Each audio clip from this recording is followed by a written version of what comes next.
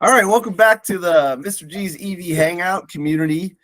This is a Rising Tide Lifts All Boat. Tonight, we're going to recap the San Diego Automotive Educators Conference this year. Amazing. I think it's like 15 or 16 years in a row. And this year, it was a EV themed, and it's not so much like EVs or gas, it's options, right? And I flew out all the way to California to help MC it. I was nervous. It's not my, I MC this thing, but this is fun. I just talk to you guys about cars. Well, this is different. It was live in front of everybody. But it worked out great. It was an incredible guest. And Talik was there. Talik, how you doing? Hey, Mr. G. Yeah, that was pretty exciting. Being in the same room with all these, pretty much like what we have here, but like times 10. Yeah. So the guest of the show, and also Mark Weller was there, and Michael Breen was there, just passed by. And the guest, the keynote was awesome educator and shop owner, Scott Brown. And Scott Brown was there. He was great. He would go over the early days of there we go. I was about to present. Perfect. And I represented the Shop Class podcast because that's the shop teachers. Here's some highlights right here. So Scott Brown was there, and he's not in the video yet, but he has his own shop. And what he does is he makes sure that you add that second layer of electric vehicles, computer systems. So it's not even the gas driven vehicles. They have electric computer systems now. So that was really what the focus of the conference was. And big shout out to there's Scott Brown walking in right now. But the guy walking off camera right there was Greg Curwin. Curwin has probably been on this before, and he actually the week before we went out, and he has a video YouTube series where he interviews a famous racer, Pete Ardema. And it's pretty amazing. So you got to check it out. Get Greg Curwin, and that's pretty cool. We also have Mark Weller in the house tonight, and we have some awesome regulars. We got Justin was actually there. Justin, what'd you think of the conference, man? Hey, it was great. First of all, what a great facility. That place was amazing. It's just at a high school, but it was better than some shops I see rolling around Santa Ana. And yeah, great to see so many educators in one place, talking with industry, shop owners, really cool stuff. Obviously there's a lot of work to be done, more than can be done in one day, but it was great to network. And I think, the sky's the limit. Cool. And just to remind everybody, you're working on a Spitfire, which is pretty cool. And how's that coming? What's that? So I'm trying to get it done before State of Charge in July. They pulled up the date now, so I got a month less time. But yeah, I mean, even if it's not done, I'll probably try and bring you up there. But when is State of Charge? July 12th and 13th. Oh, it's coming up. What do you have to do that's left? So the battery boxes are pretty much done now. I just and the mounts are done. I still have some mounts up to do up front, and I wanted to try and paint. I still haven't painted under the hood yet. No, but, I'm not worried about this painting. This is. Don't you see all the hot rods? That's why that's where Matt Black came from, because it was primer. It's cool. Okay, I mean that's an option too. Put it in primer and get going, man. Yeah. You'll never be done. Exactly. Yeah. I just want to drill all my holes before I paint or primer, and then I mean it's just assembling and wiring at that point. Dude, you gotta get there. I shrug like it's easy, but I think it's doable. It's doable. Wait a minute. you're local to San Diego because I saw you. Yeah, I'm in Orange County, so it was like an hour and a half for me, but pretty local. Dude, Yeah. do you need help? Do you work alone or are you looking for help? For the most part, I got my brother and Zach came over a couple of times and helped. He's right in Costa Mesa. Yeah. So yeah, I know we got a good group of people out here. Yeah, that's what I'm saying and there's some Tala could cover it maybe for one of the channels. You never know. One day. If he makes it, and you got to drive it to Colorado, no? I might tow it. Unless I can figure out the fast charging situation, but so you're talking about state of charge, right? Mm-hmm. When is that? July 12th and 13th. We're looking for someone to tow with. Oh yeah? Yeah. We're going to be tow buddies on the way up to Denver. Yeah. Just think about it. When is Electrify Expo? It's that same weekend.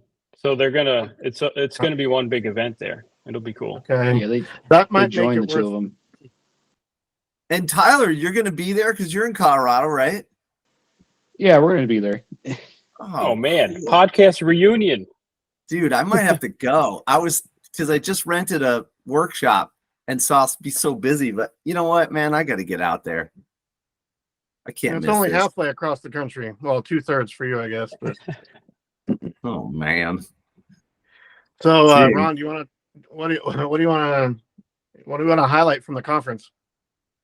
All right. Well, before we do that, I think Sarah and Justin, they should exchange info because they might help tow each other out. That would be pretty cool. Make sure you guys get in touch. Okay. You will. And then. Okay, Justin, this is my advice to you, not that you asked. Make yourself my favorite kind of advice. Yeah, make yourself a parallel schedule. Okay. So there's an what we did with the bus.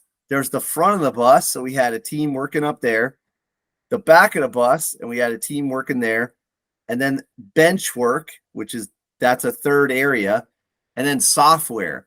Now, that means you could have people working in parallel. If you work in series, that's the slowest way to get it done. That means you're waiting. So if you're ever waiting, that's not good. So, yeah, throw a date on the calendar, and, man, you got to make it. I feel adrenaline for you. Thank you. Okay. I'll keep you posted. Yeah, the conference. The conference was so cool. I think the most fun part was what you're looking at right now, where we actually did a pack swap on the Tesla. That was so cool. Look, they gave me a drill, and they're like, "Yeah, go for it, impact." I was like, "All right." So I went for it, and they missed a couple of holes, and then we had to reset it. I was just searching around. I didn't even know where. I was worried about the car slipping off the lift. So I was like, oh my God. It was kind of nerve-wracking. I was like, oh, you didn't trust how they lifted it? Well, the thing is that there's such a small pad. Can you see there the tiny little pad they have? Because a little lip. If you go in too far, you actually hold. Battery. Yeah, the battery won't come down. Oh shit. Yeah. See. Who engineered that? Well, this lift was not ideal. It was a good lift, but Wrong. Okay, I see. Yeah. So I was like, and then I was like, all right, it hasn't been moving, and they did a wiggle test and all that stuff, but I was like, ooh. So they were just like, all right, go over here. I was like, all right. So that was a lot of fun. I was really honored to be a part of that. That was super cool. And it was kind of like a cooking show, except we were just like gathering the ingredients. Yeah. Yeah.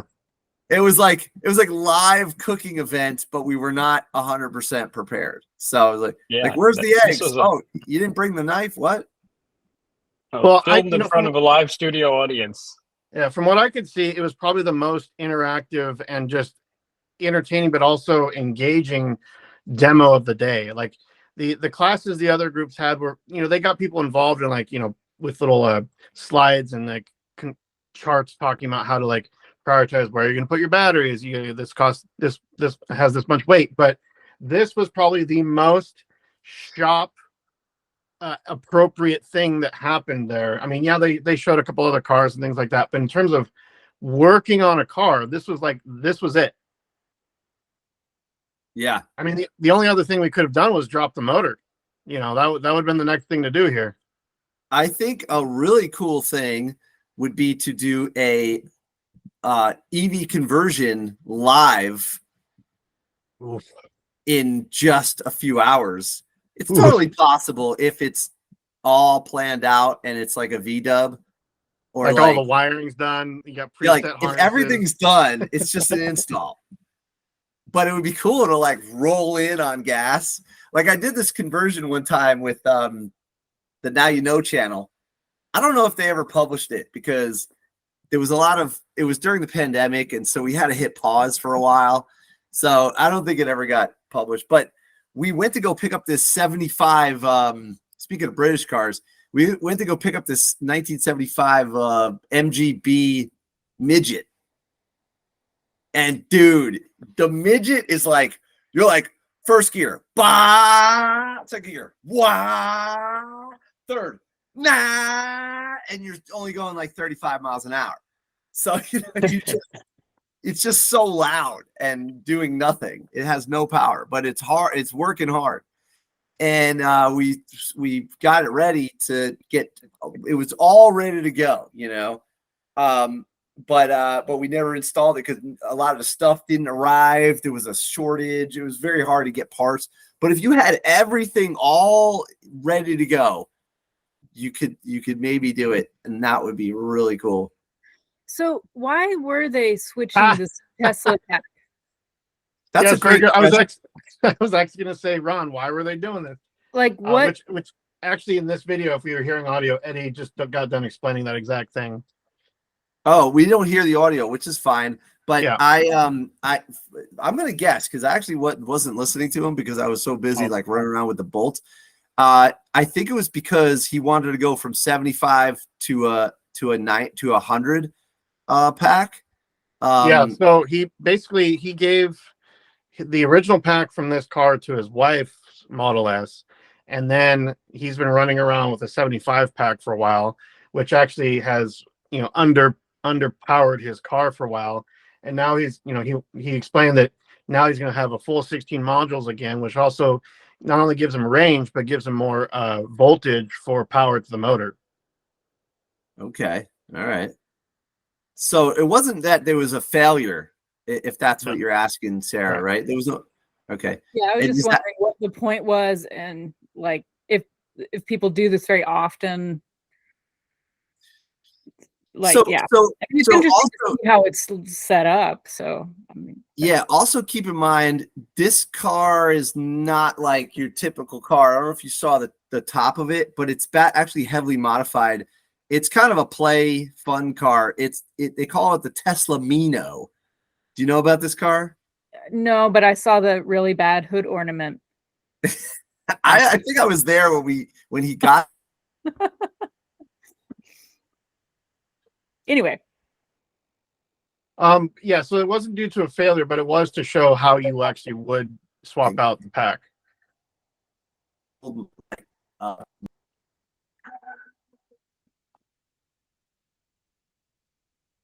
We're losing Ron.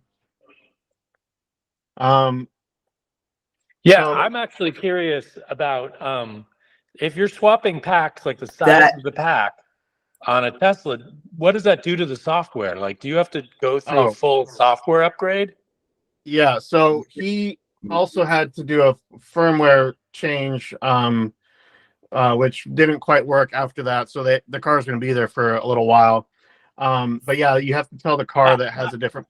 You have to tell the car it has a different pack in it.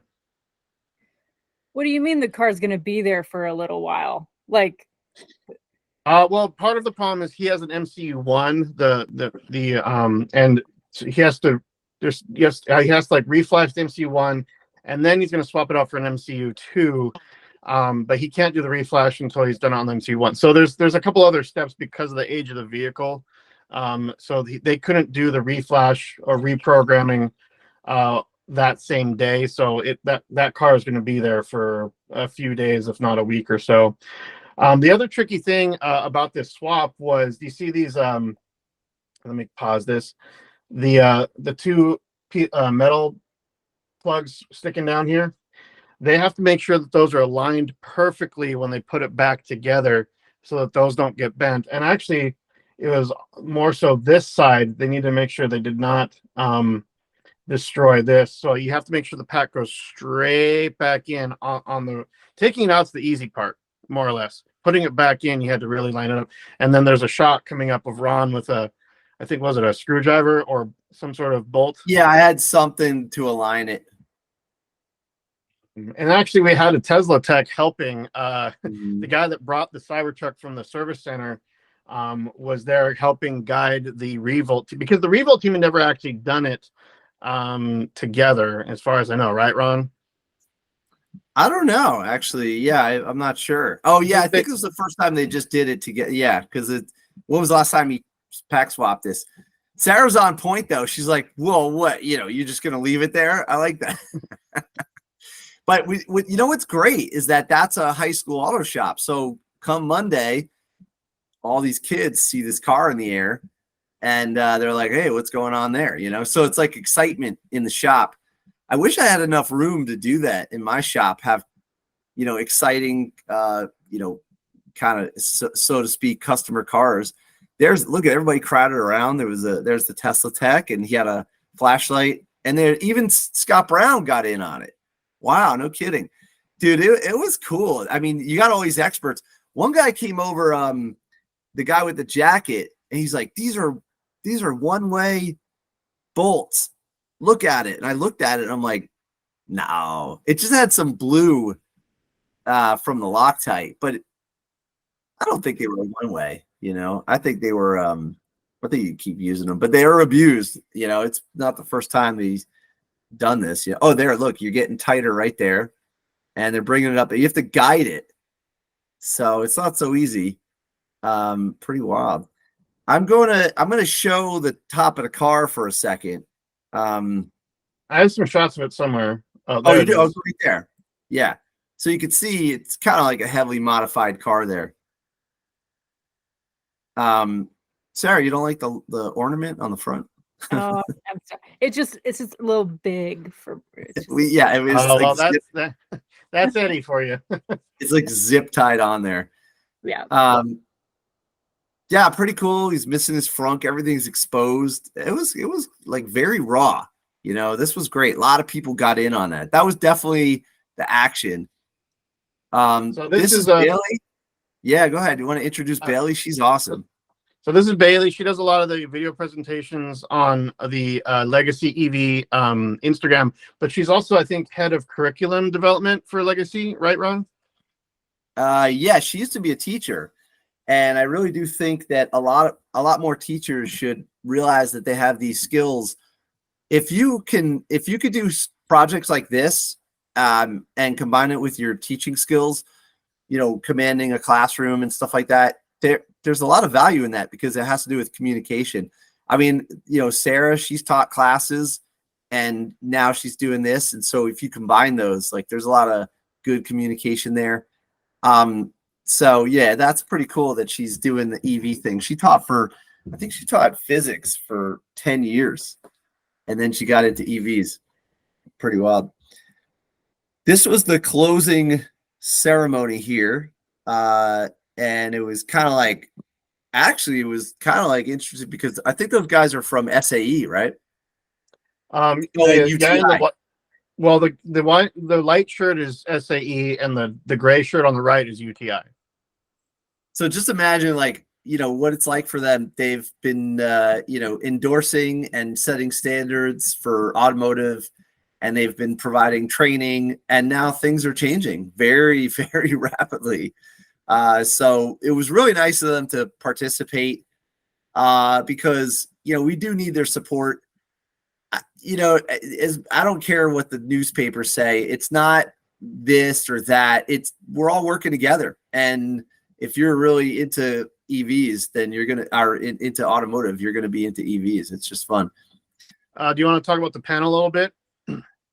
Yeah, sure. This panel was cool. I just asked them what their most exciting projects were. That was probably the best question I had. Obviously Eddie, he's got his record-breaking cars. And then I asked them what the future holds. What do they think is going to happen? And geez, I don't even remember some of the responses. But I mean, basically, it's that there's going to be more of this. It's happening at a ever-increasing rate. So pretty cool. Mark Weller was there too. And he is, I think, working on something right now. Mark, what are you doing there? I'm here. We're here. Mark was there with a training cart, and from combination EV West, Mark Weller project, but he was standing next to Bailey and Legacy and also Switch Lab. What do you think of having your 3 competitors in the room with the same product? Obviously, different take on it. Well, yeah, I don't know if I would say that it's the same product, but yeah, I think it was a good opportunity for them to see how it can be done. This day, so nice. We're working on got a couple of them getting ready to go right now. So all right, that's cool. And Mark's an educator in Barstow. Mark, what do you think of this conference in context to, like, you and I independently before we knew each other, just as automotive educators, just decided, okay, EVs are a thing. We're going to do this. What do you think now, seeing the whole industry kind of switch over and adopt it? yeah, no, I mean, absolutely. We're like all of what we talked about, we're seeing it come to fruition. And Greg Quirin does an amazing job and really has the excitement going in San Diego area. And so also the CAT conference, they had mentioned the CAT conference, California Automotive Teachers. That's another big one in California here. I was at that, it was 2 weeks ago, I think. And was there a big EV presence at the CAT conference? Yeah, it was probably about the same size, maybe not quite as big, but and Scott Brown was there. Oh. Yeah. Nice. I just think it was super cool to have all, we have Switch Lab, we had Legacy, we had EV West, we had EVLC, all at the same place. And yes, some of these groups have been at the same big shows like SEMA and all these other places, but to be at a place more specifically geared for exactly what they do, I think was pretty awesome to see all of these shops and schools shoulder to shoulder here. Nice. Do you have any shots of, this was pretty cool. This was the water leak situation. We've covered this, with the QC Charge interview. And Zach's on the call. What's up, Zach? How you doing? Hey guys, I'm just listening in. Nice. Okay, that's cool. Yeah. Zach, I hope you're gonna help Justin get ready for State of Charge in Colorado, July. Yeah, I'm definitely gonna be there. I had major FOMO missing out last year. And I actually had a little FOMO missing you in San Diego too, Mr. G. I actually just got back from a business trip to Taiwan and China. That's another story. Lots to share about EV stuff over there. It's crazy. Wow, really? You should give us a report from the field. Yeah, I got a ton of pictures. I'm happy to share later if there's time. Well, probably not today because we're going to do a hard stop in about 12 minutes or so, but at the hour. But that would be great, man. Give us a report because I wouldn't even know where to begin if I went over there. And you have a great perspective, mostly because you're from Jersey too. So you got the food. So yeah. There was a lot of Jersey brothers in the house. There was Kevin. was also, from Jersey originally. But yeah, no, I want to hear about, what it was like over there. What is the EV landscape? Yeah, for sure. I mean, long story short, just a teaser. Like, China's killing it, man. Like, it's just crazy the options they have over there. Wow, that's awesome. Yeah, we want to hear about it. So yeah, let's schedule a time for that. That'll be interesting. And I bet you. What about training carts and whatnot? Is there training over there? What's happening In China? Yeah.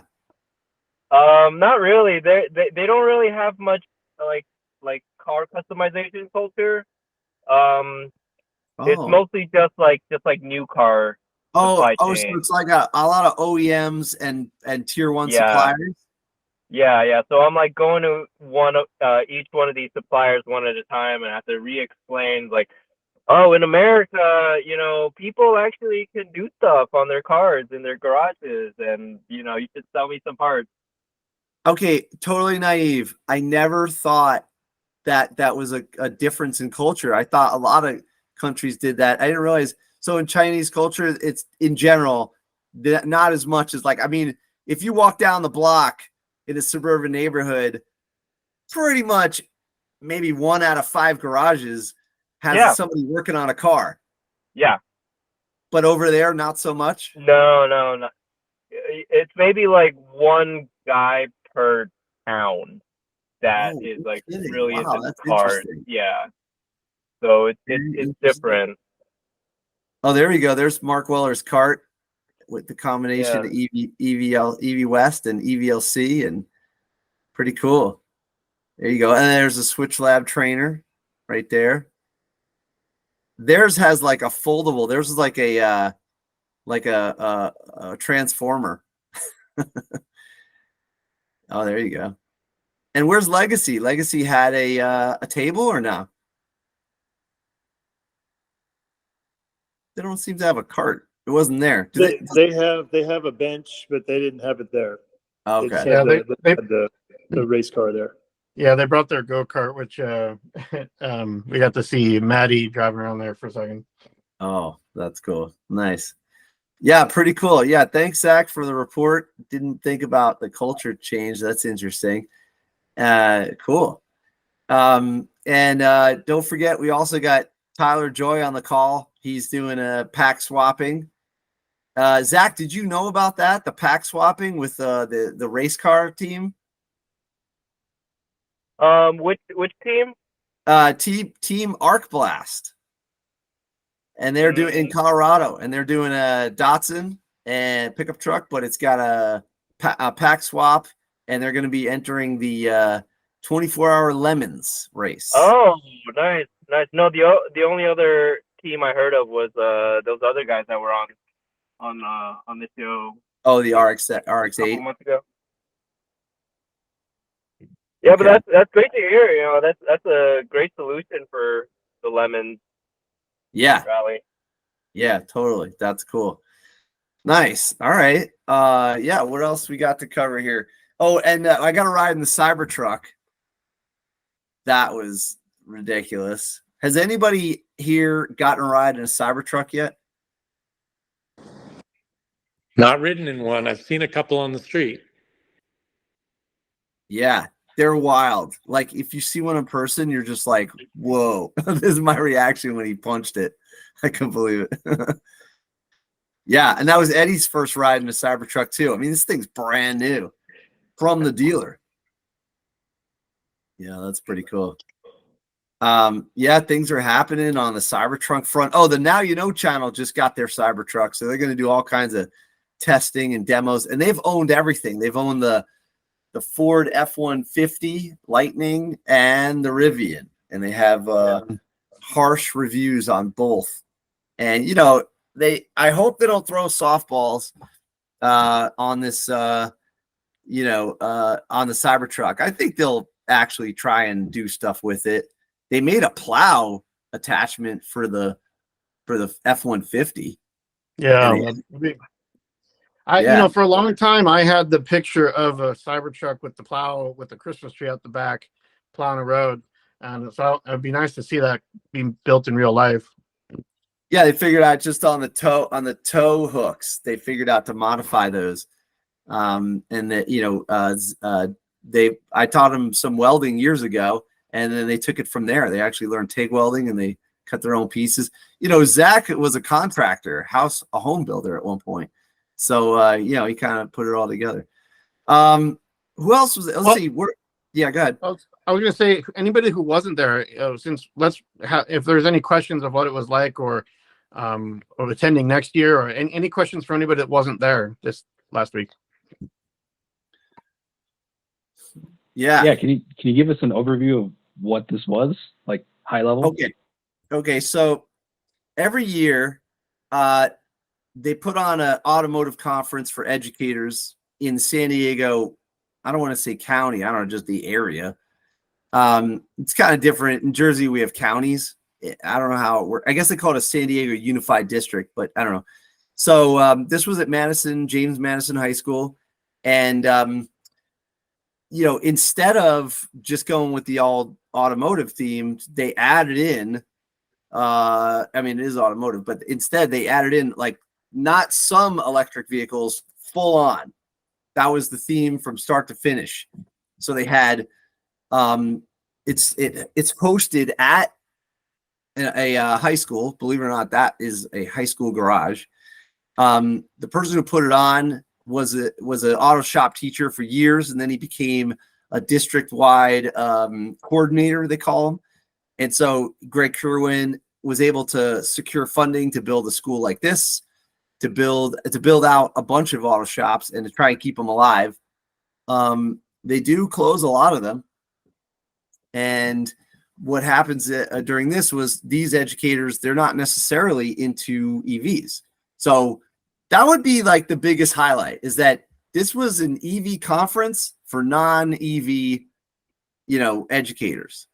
So there you go. So one of the breakout rooms. So this is the legacy breakout room where everybody got into teams, and they basically became like mini teams of like, okay, here are your parts and how you're going to arrange your conversion.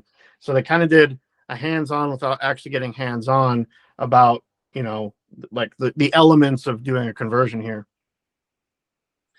Yeah, and what I kind of liked also was that it wasn't so much like, we had some OEMs. Like Rivian was there, Tesla was there, and I'm not sure who else, but it wasn't about the OEMs. It was really about, doing it yourself. What are the parts? What do you need? Where do they fit? How to calculate your, your range, your performance. It's kind of like a conversion conference, I think, even though they had the Tesla pack swap, and also they had the Cybertruck was dissected a little. They did take out the frunk and point out some of the parts. But yeah, it was about going ground up, like really getting in there. Yeah. Is that a good overview, Tyler? You got more questions? What do you think? No, yeah, that sounds pretty awesome. Glad to hear it's conversions and like maintenance and upkeep for EVs. So, and then UTI sponsored the lunch too.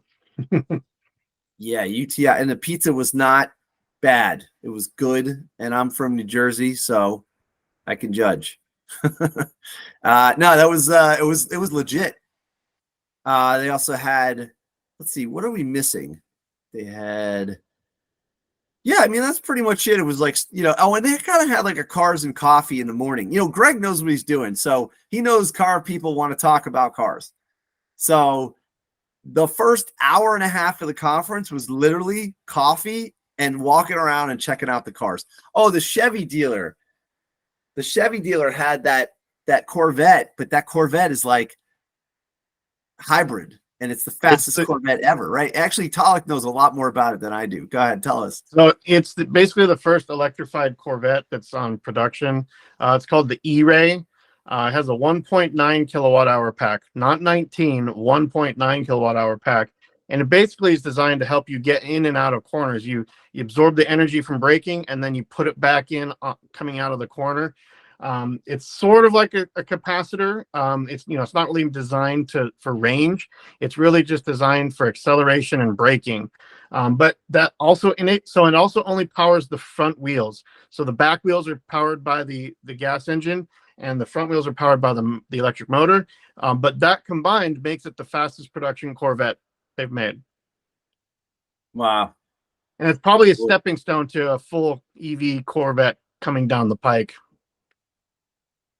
Yeah, I mean, Corvette history is kind of cool. There was some really good design managers from GM. I mean, it's funny, like, even though I'm like kind of like into EVs, I really actually started the journey being just obsessed with the design work done at GM. Harley Earl and Bill Mitchell, these guys were like really into the vet, and like how it would be, perceived and how to design it. But eventually John Cafaro, who I met one time, they took it. They wanted to go mid at one point, but actually GM was going to kill the vet at one point. There's a whole book written about that. But here we are. The vet is still here. It made it through everything.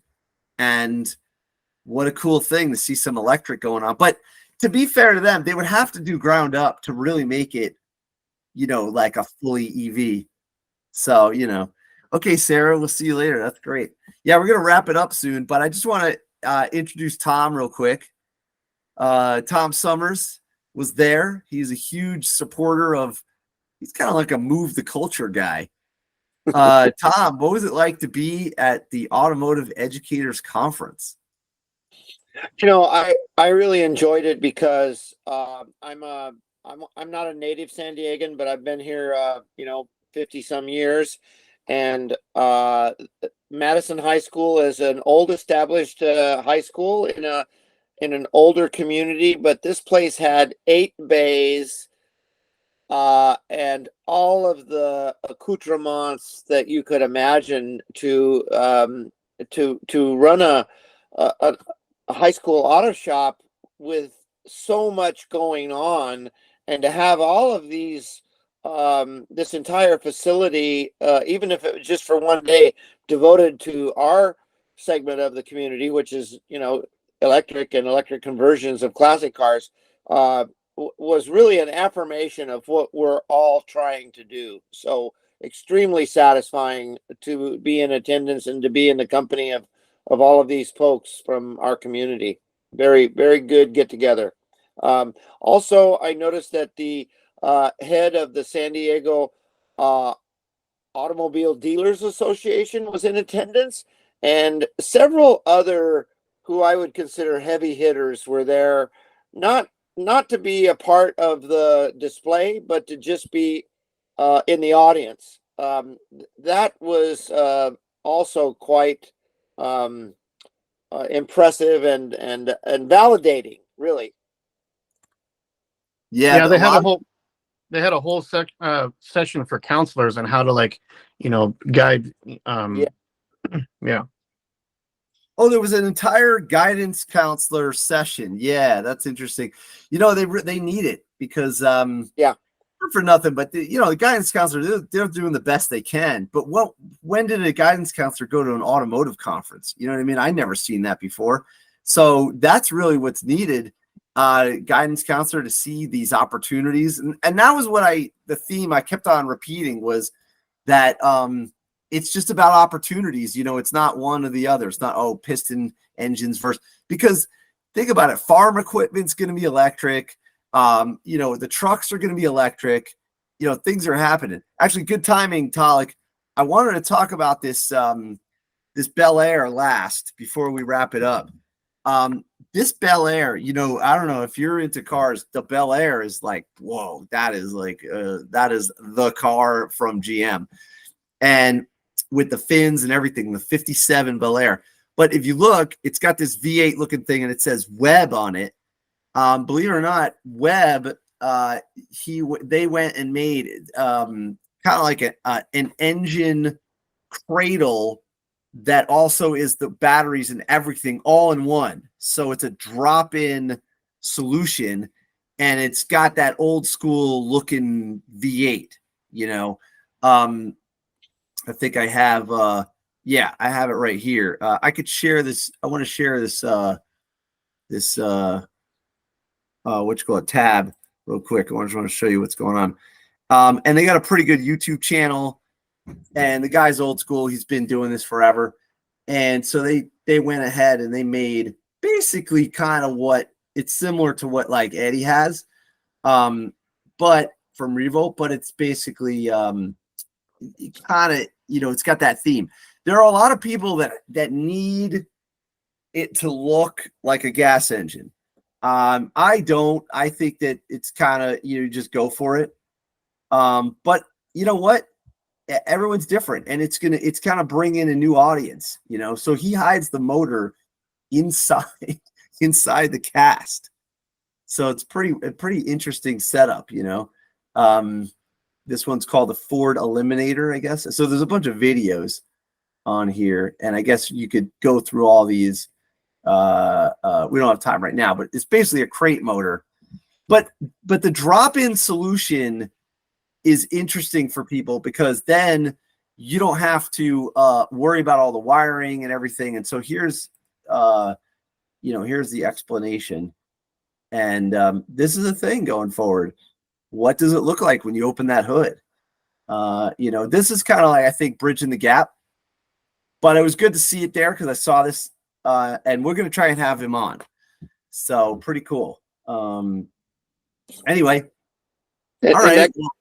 That guy came from Texas to be with us. That was another thing that I found to be quite gratifying is our wide reach for this little high school, a neighborhood. Yeah, it was awesome. There was a lot of people there. Anyway, all right, we're gonna wrap it up. Pretty cool. Thanks for everybody being here. And yeah, Zach, we would love to hear about your trip if you want to do a whole highlight. And I also need to remind everybody watching this after tonight to hit that like button, subscribe for more content, as well as leave us a comment of what project are you interested in. If you're like, oh, I want to convert this, what do you guys think? Whatever. Let us know what you are thinking about converting, or just what's your favorite conversion you've seen. Tell us in the comments. And I got to leave you guys with this, with the big news, which I mentioned before, is for me. I've rented a shop here in Jersey, and so I'm going to be offering more classes. And I think the way to go is to do a big build, get something done, just like EVLC style. So we'll see what happens. I got school and a day job, and so I have to juggle this whole thing. But it's right down the block from here, and so I'll be hopefully broadcasting straight from there. And it'll be pretty cool. So, and maybe I could have I don't know if I'll have something ready for Ohm on the Range, but that's a tight schedule. That would be really tight, but pretty cool stuff coming up. I think everybody on this call has a lot of exciting things going on, and I love sharing all these ideas. It's really cool what everybody's doing. So let's keep the conversation going, and rising tide lifts all boats.